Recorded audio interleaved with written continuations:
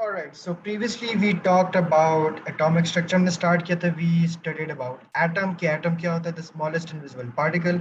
Then we also discussed about the subatomic particles. हमने कुछ examples देखी of hydrogen.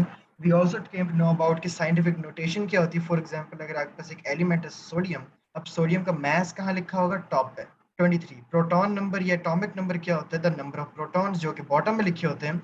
और साथ ही हमें पता लगा कि न्यूट्रॉन्स कैसे निकालते हैं.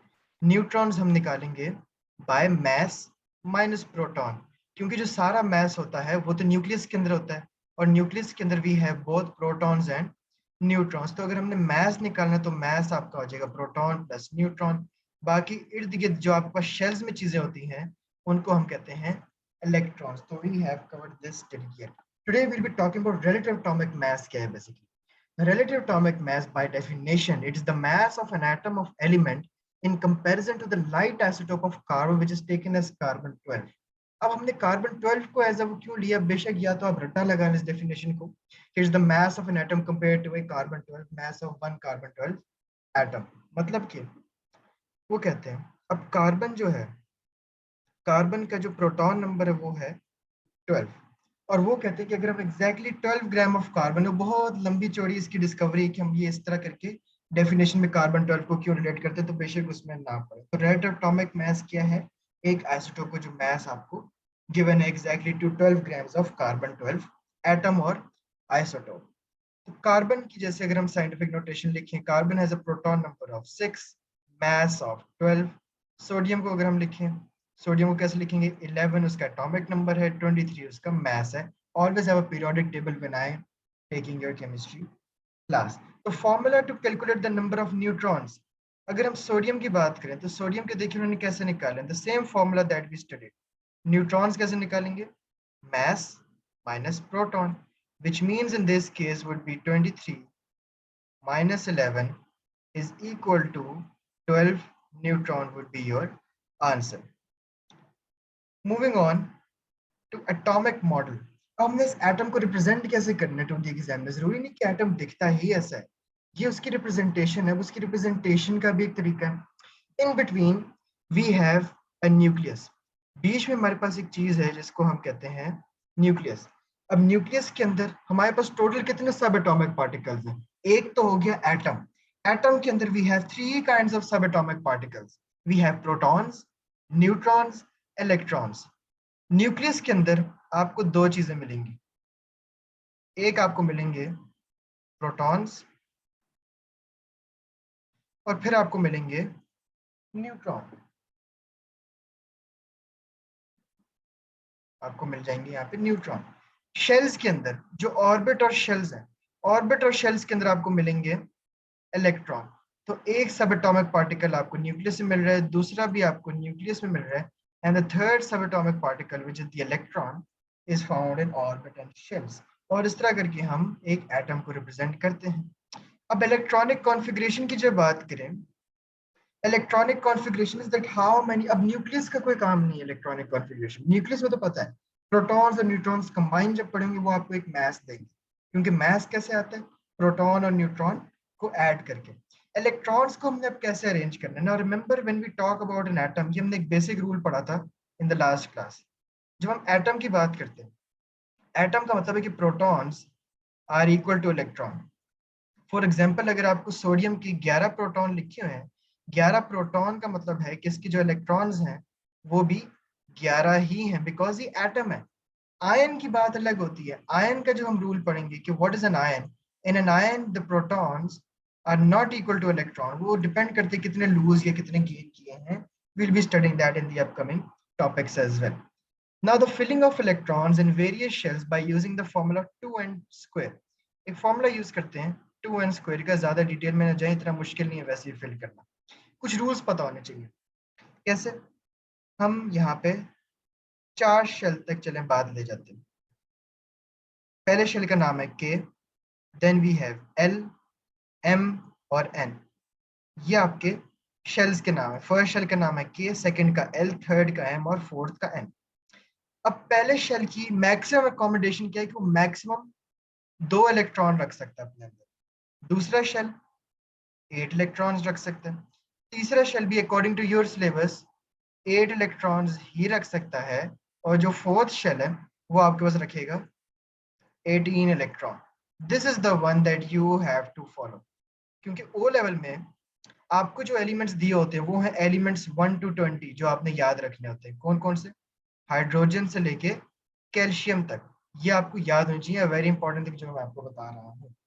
अब फॉर एग्जाम्पल इनको फिल कैसे करना है कि किसमें कितने शेल आएंगे। अब मैं कहता हूँ आई हैव एन एटम, ठीक है, मेरे पास है जी, सोडियम की बात कर लेते हैं। सोडियम क्या होता है?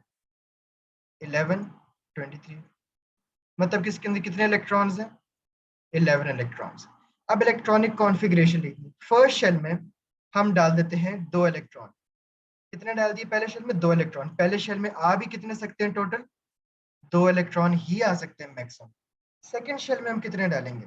सेकेंड शेल पीछे कितने और रह गए? 9 इलेक्ट्रॉन्स अभी और रहते हैं। हमने 2 यूज कर लिए, 9 इलेक्ट्रॉन्स और रहते हैं। क्या मैं 8 डाल सकता हूँ सेकेंड शेल में? बिल्कुल, क्योंकि सेकेंड शेल की कॉम्बिनेशन 8 है। पीछे कितने रह गए?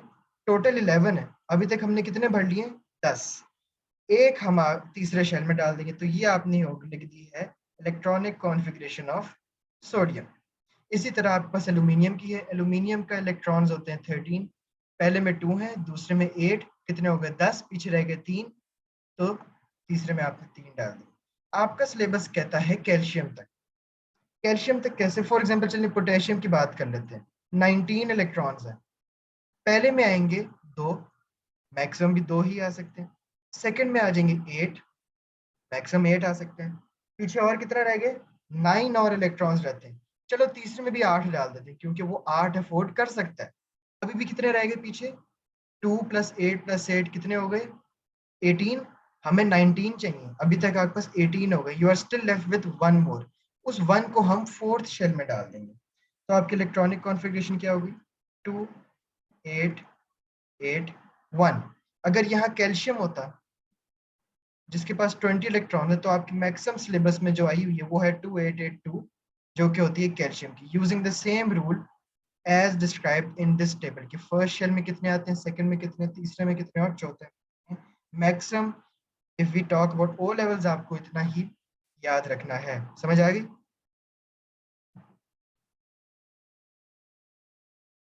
ओके जी। Note, when the third shell, M shell, is filled with 8 electrons, it gets extra stability, and that is why the remaining electrons are shifted into a next shell.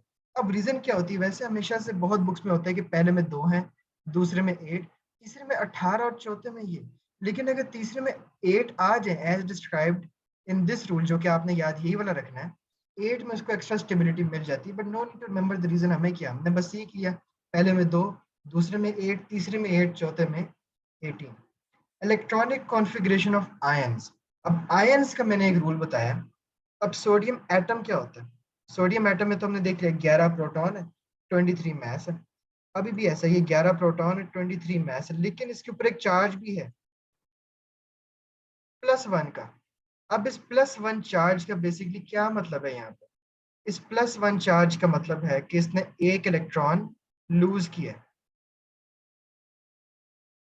Plus का मतलब होता है लॉस्ट एन इलेक्ट्रॉन, मतलब कि इधर in a case of the ion, protons अगर 11 है तो इलेक्ट्रॉन्स कितने हैं?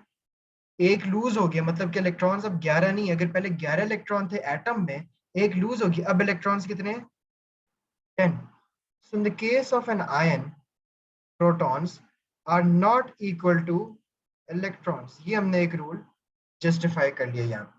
Electronic configuration of ions, cation और एनायन का फर्क होना चाहिए। कैटायंस क्या होते हैं? It is formed by losing electrons and has a positive charge. For example, sodium. Cation is formed by losing electrons and has a positive charge. जैसे कि सोडियम हो गया या कैल्शियम हो गया, कैल्शियम का +2 चार्ज होता है। एनाइंस क्या है? एनाइंस होते हैं, फॉर एग्जाम्पल मैं यहाँ पे एक एनाइन की एग्जाम्पल लिखता हूँ। Anions gain electron. For example chlorine.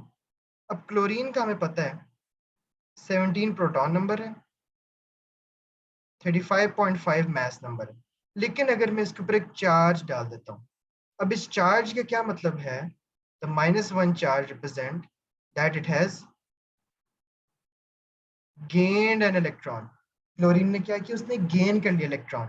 Again अब अगर इसके प्रोटॉन्स जो थे वो 17 थे, if it were an atom electrons भी 17 होते, लेकिन इसके ऊपर चार्ज है, this means it's an ion, तो इसके इलेक्ट्रॉन्स कितने हो जाएंगे, इसने -1 का मतलब 1 गेन हुआ है, विच मींस इलेक्ट्रॉन पहले 17 थे, अब हो गए हैं 18। और हम ये दोबारा यही कहेंगे कि आयन के अंदर protons are not equal to electrons, and this is an example of ion. Got it?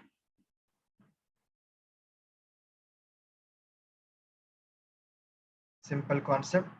So just for a quick recap मैं यहाँ पे दे दूं, जब हम एटम्स की बात करते हैं, एटम्स के अंदर protons and electrons are equal, ions के अंदर protons and electrons are not equal. ठीक है, अगर चार्ज +1 है, +1 का मतलब है कि वो cation and it has lost an electron, -1 का मतलब, -2 का मतलब, -3 का मतलब कि उसने गेन किए इलेक्ट्रॉन्स, +1 +2 +3 का मतलब उसने लॉस्ट किए इलेक्ट्रॉन्स। तो जितने प्रोटॉन्स होंगे उनमें से आपको वो माइनस या प्लस करने, तो आपको इलेक्ट्रॉन्स मिल जाएंगे, which is of the in the case of ions only. And when ions are formed, they get a configuration like that of noble gases. कोई भी चीज लूज या गेन क्यों करती है इलेक्ट्रॉन? क्योंकि उसको स्टेबल होना होता है, it has to become stable. और वो स्टेबल कब होगी? जब उसके आउटर शेल के अंदर कंप्लीट इलेक्ट्रॉन्स हो जाएंगे, and then it actually becomes stable. आपके पास वो चीज स्टेबल हो जाती है by getting 8 electrons in the outermost shell, जैसे कि वो हम बॉन्डिंग में भी पढ़ेंगे। अब क्लोरीन है, फॉर एग्जांपल, क्लोरीन की जो इलेक्ट्रॉनिक कॉन्फ़िगरेशन होती है वो होती है 2 8 7। अब इसका जो आखिरी शेल है, अब ये क्लोरीन एटम की बात हो रही है, ये आयन क्यों बना? क्योंकि इसको आखिरी शेल में 8 इलेक्ट्रॉन्स चाहिए थे, तो उसने एक इलेक्ट्रॉन बाहर से मंगवाया।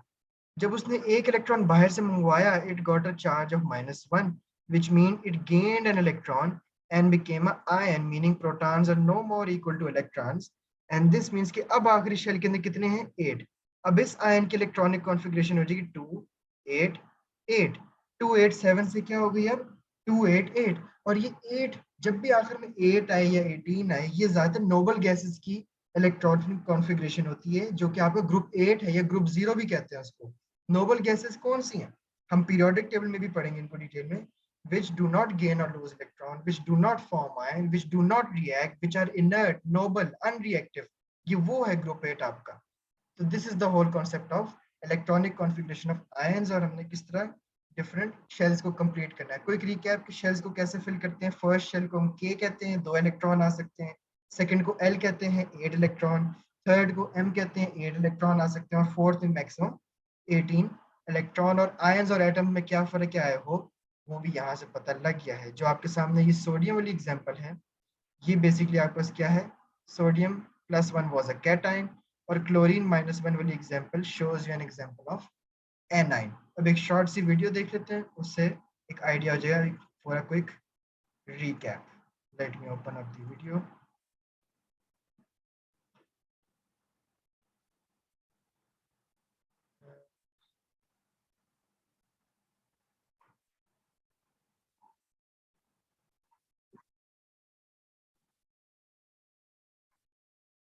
How most atoms, like the fluorine that we've shown here, have an incomplete outer shell of electrons. This is a really key point in chemistry, because in order for atoms to be stable, they need to have a full outer shell. And if they don't, then they'll have to react with another atom to gain or lose the electrons that they need. Let's start by drawing the electron arrangement of sodium. The fact that it has an atomic number of 11 tells us that it has 11 protons, but also that it has 11 electrons. These electrons are going to be arranged in shells around the nucleus, which we draw as rings like this. And the first one to fill is the one closest to the nucleus, as this one will have the lowest energy level. This first shell can only hold 2 electrons. The second shell, though, can hold up to 8, and the order in which you add them can sometimes be important. The best way to do it is to put a single electron in the top, right, bottom, and left positions before you go round again to put a second electron in each position. This might seem a bit weird or unnecessary, but really you're just adding them in clockwise until you've either filled the shell or run out of electrons. As we still have one electron left, we put it in the third shell. And just like the second shell, the third one can hold a maximum of 8 electrons. In order for atoms to be stable, their outermost shell, meaning the one furthest from the nucleus, needs to be completely full. You can see here that our sodium atom only has 1 electron in its outer shell, rather than 8. So we would say that it's unstable. And all we mean by that is that it wants to react with another atom, so that it can have a full outer shell. Now, most single atoms are like the sodium that we just saw. If they weren't bonded to anything, then they would have incomplete outer shells. And so to fix this, most atoms want to react to form molecules or compounds. However, there are some exceptions to this. The noble gases in group 0 of the periodic table all have completely full outer shells, as we can see with neon.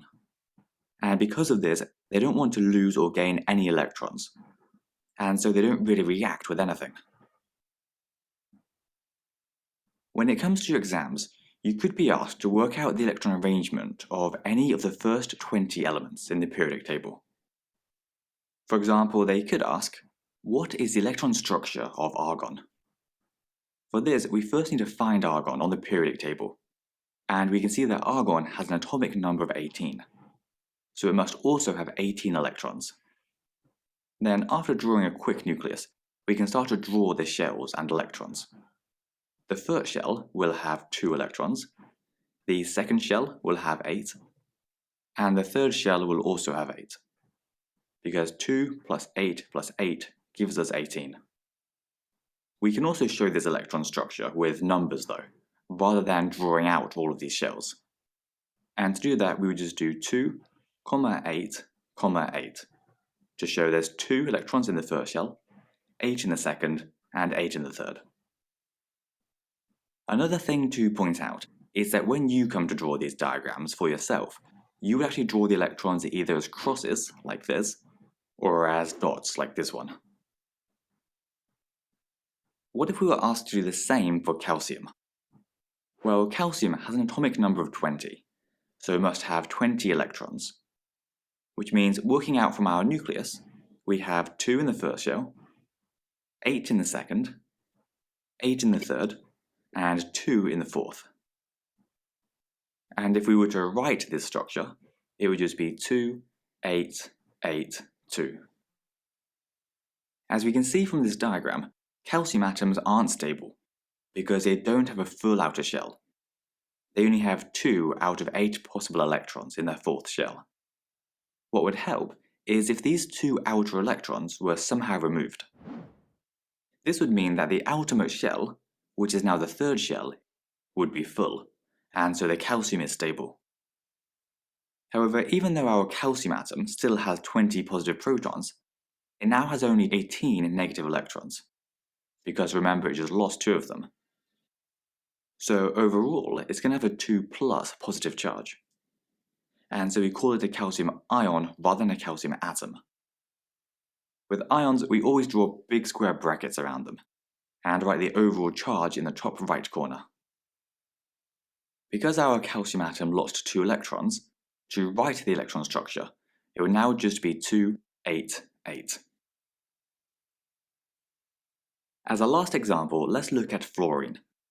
Its atomic number is 9, so there are 9 protons and 9 electrons, meaning we'd have 2 electrons in the first shell and 7 in the second, which we'd write as 2, 7. So here we'd have the opposite problem to what we had with calcium. In order to be stable and have a full outer shell, fluorine needs to gain 1 more electron, which it would have to get from another atom, giving it an overall charge of -1, and making it a 1- fluoride ion. And we could write this electron structure as 2, 8. Anyway, that's it for this video. If you enjoyed it, then please do give us a like.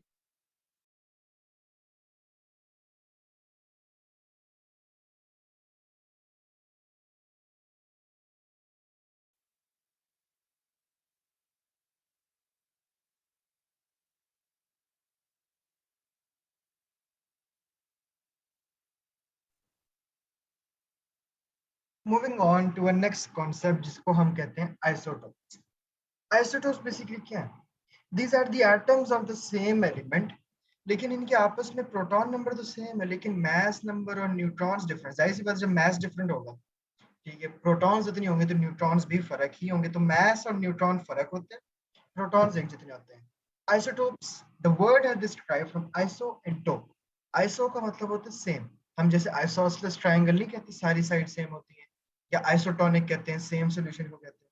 टोप क्या है? Top place. Now various atoms of the same element which have the same atomic number but different atomic mass or mass number, या फिर various atoms of the same element which have the same number of electrons and protons but different number of neutrons, such atoms are called isotopes of each other, and this property is called isotopy. Now isotopy क्या है? अब ये आपके पास तीनों hydrogen के isotopes हैं। एक का नाम है protium, then we have deuterium and then we have tritium.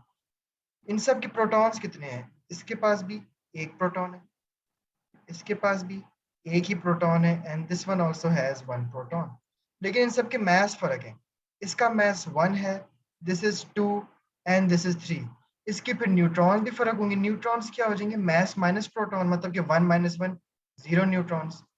इसके न्यूट्रॉन्स कितने हो जाएंगे? 2 माइनस 1 1। इसके न्यूट्रॉन्स कितने हो जाएंगे? 3 माइनस 1 2। तो न्यूट्रॉन्स फर्क है, मास फर्क है, सब में न्यूट्रॉन्स फर्क है, मास फर्क है, लेकिन आपके जो प्रोटॉन्स हैं they are all the same.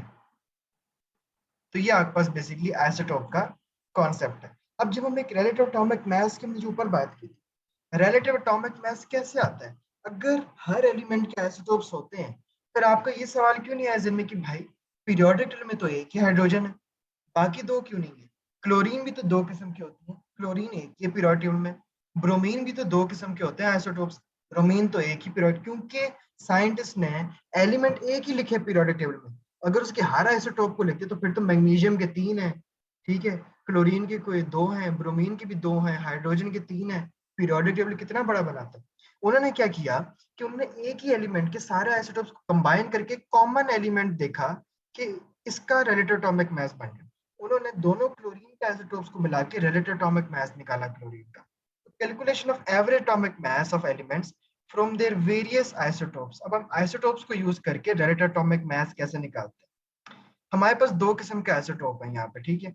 एक आपके पास यहाँ पे लिखा हुआ है क्लोरीन 17 और इसका मास है 35। दूसरा आपके पास है क्लोरीन 17 और इसका मास है 37। दूसरी चीज जो आपको यहाँ पे दी होगी कि एक के अबंडेंस, एक आइसोटोप 75% कॉमन है, मतलब कि ये वाला ज्यादा कॉमन आइसोटोप है। फिर दूसरी की अबंडेंस क्या दी हुई है? 25%। हमने निकालना है रिलेटिव एटॉमिक मास। अब रिलेटिव एटॉमिक मास का तरीका क्या होता है? इसके मास को इसकी परसेंटेज के साथ मल्टीप्लाई करें। फर्स्ट आइसोटोप का mass into its percentage plus दूसरे आइसोटोप का mass multiplied by it's percentage. Divide किससे करना है? डिवाइड करेंगे हम सम ऑफ परसेंटेजेस से। 75 को ऐड करना है 25 में, वो आ जाएगा 100। इसको आप कैलकुलेटर में डालेंगे तो क्लोरीन का रिलेटिव एटॉमिक मास आता है 35.5 ग्राम्स। और अगर आप पीरियोडिक टेबल ओपन करें, क्लोरीन का आपके पास रिलेटिव एटॉमिक मास क्या है? 35.5।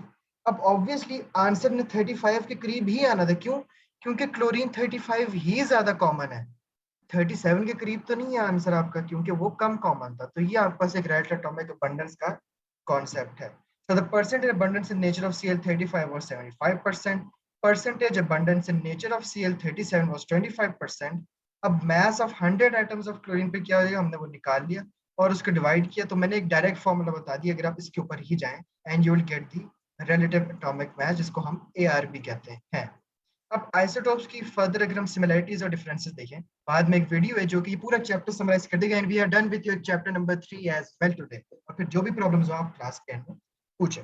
तो सिमिलरिटीज क्या क्या है आइसोटोप्स? मैंने जैसे कहा, they are the atoms of the same element having same proton number, मतलब कि उनका एटॉमिक नंबर भी सेम है, नंबर ऑफ प्रोटॉन्स भी सेम है, प्रोटॉन सेम है। और बात हम आयंस की नहीं कर रहे, बात हम एटम्स की कर रहे हैं। आइसोटोप्स एटम्स होते हैं, तो उसका मतलब ये कि protons are equal to electron, proton same electron भी सेम होंगे, और जब इलेक्ट्रॉन्स और प्रोटॉन सेम होते हैं केमिकल प्रॉपर्टीज भी सेम होती हैं। ये एक और कॉन्सेप्ट मैं आपको बताऊंगा, जो केमिकल प्रॉपर्टीज होती हैं, जो केमिकल प्रॉपर्टीज होती हैं वो डिपेंड करती हैं प्रोटॉन्स और इलेक्ट्रॉन्स पे। जो कि फिजिकल प्रॉपर्टीज होती हैं, फिजिकल प्रॉपर्टीज हमेशा डिपेंड करती हैं मास पे, कि उसका मास कितना है, that determines your physical properties. तो हमें पता है कि आइसोटोप्स की प्रोटॉन्स और भी उतने ही होते हैं, सबके इलेक्ट्रॉन भी सेम होते हैं, एटॉमिक नंबर भी सेम होता है, मतलब कि केमिकल प्रॉपर्टीज भी सेम होंगी। But when we talk about their differences, now we know that the mass number and neutron number दोनों फर्क होते हैं। ठीक है, ये गलत लिखा हुआ, ये एटॉमिक नंबर नहीं होता, मास और न्यूट्रॉन फर्क होते हैं। अगर मास और न्यूट्रॉन डिफरेंट है तो फिजिकल प्रॉपर्टीज भी आइसोटोप्स की डिफरेंट होंगी। मतलब कि जो ये आपको तीन किस्म के आइसोटोप दिखाए हैं, प्रोटियम, ड्यूट्रियम और tritium, they all have same chemical properties because they have same number of protons and electrons, but they have different physical properties because they have different neutron and different mass. Same is the case with chlorine. इनकी same chemical properties है लेकिन physical properties different है, क्योंकि chemical properties इसलिए same है क्योंकि proton same है, और फिजिकल प्रॉपर्टीज डिफरेंट क्यों होती है आइसोटोप्स की, क्योंकि उनका मास डिफरेंट होता है। तो यूजेस ऑफ आइसोटोप्स एक छोटा सा और कॉन्सेप्ट है, ये क्वेश्चन आ सकता है कि आइसोटोप के कोई दो यूजेस बता दे, तो आपने दो किस्म के आइसोटोप्स को याद रखना है। Number one is your cobalt 60। Cobalt 60, cobalt 60 कहाँ पे यूज होता है, ये मेडिकल पर्पसेस में, for the treatment of cancer disease, ये आपने याद रखना, for the treatment of cancer disease cobalt 60 का आइसोटोप यूज होता है। अगर मैं इसकी थोड़ी सी डिस्क्रिप्शन बताऊं, तो इस आइसोटोप की खास बात ये होती है कि बॉडी के अंदर जाके ना ग्लो करता है। तो हम इसको कैसे कैंसर ट्रीट करने के लिए यूज करते हैं, हम एक ट्यूब के अंदर या एक इंजेक्शन के थ्रू बंदे के अंदर ये आइसोटोप इंजेक्ट करते हैं। ये आइसोटोप जब वो कैंसर सेल्स के साथ जाके रिएक्ट करता है, ये ग्लो होना शुरू हो जाता है, और एक्सरे के अंदर वो ग्लो वाला हिस्सा नजर आ जाता है, जहां पे बॉडी में वो ग्लो करेगा पता लग जाता है कि यहाँ पे आपने कीमोथेरेपी करनी है, यहाँ पे है आपके वो ट्यूमर, यहाँ पे है आपके वो कैंसर सेल्स, यहाँ पे आपने ट्रीटमेंट करना है बॉडी के इस हिस्से में, और आपको कोबाल्ट 60 इस तरह हेल्प करता है for treatment of cancer disease. Uranium 235 is the second type of isotope जो आपको याद रखना है। यूरेनियम 235 एटॉमिक बॉम्ब्स बनाने में यूज होते हैं, न्यूक्लियर रेडियो एक्टिविटी में हम पढ़ेंगे इसको बहुत ज्यादा, फ्यूजन में, फिजन में, न्यूक्लियर इलेक्ट्रिसिटी कैसे बनती है, nuclear fission, nuclear fusion, nuclear reactor पढ़ेंगे एक, और न्यूक्लियर फिजिक्स रेडियो एक्टिविटी के अंदर सारा काम है। यू शुड बी नो कि आपको पता होना चाहिए it is used for making atomic bombs, and this is all for chapter number